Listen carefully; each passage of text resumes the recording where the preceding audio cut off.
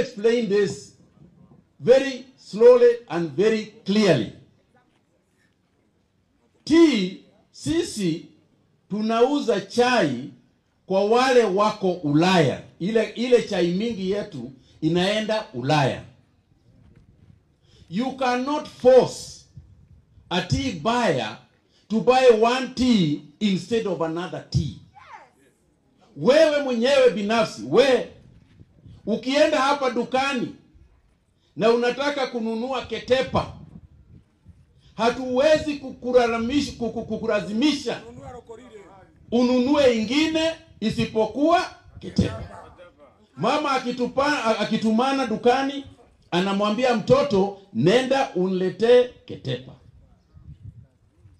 Ukikuta ingine, urudi uniambie ni hiyo ingine, nikwambie kama utaichukua ama uchukui. Vile vile Ulaya ni namna hiyo. Tunakuwaga na chai mingi. Na sio sisi tu peke yetu. Ceylon wako na chai yao. Nchi zingine zina chai yao. Na tunapeleka hizo zote katika soko moja ya huko dunia nzima. Ni hawa wanasema ni chai gani wanataka kununua. It is auctioned. Tunasema hii ni bei fulani na hii ni bei fulani.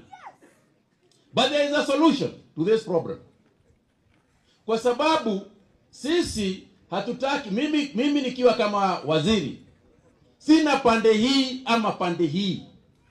Mimi sina east, sina west, sina north, sina south. Kweli. Mimi sina upande yoyote. But I want to say this for clarity. Tea issues are not political. Tea taste issues are not political issues. They are technical issues. It is a technical issue. We have also got options. Na tuwaambia watu wa KTDA wafanye hivi. We have said the tea market is also open. It's also open on the internet. Wewe ukiwa na majani yako, usikie pale unauza sio mzuri, it is open for you to sell anywhere in the world.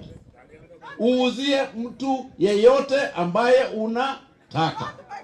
Kwa hivyo ukiona pande hii bei hapana mzuri, you are free. Uende pande ingine. Tuko sawa sawa? My job, mimi kazi yangu is to make sure that tea is of high quality across Kenya.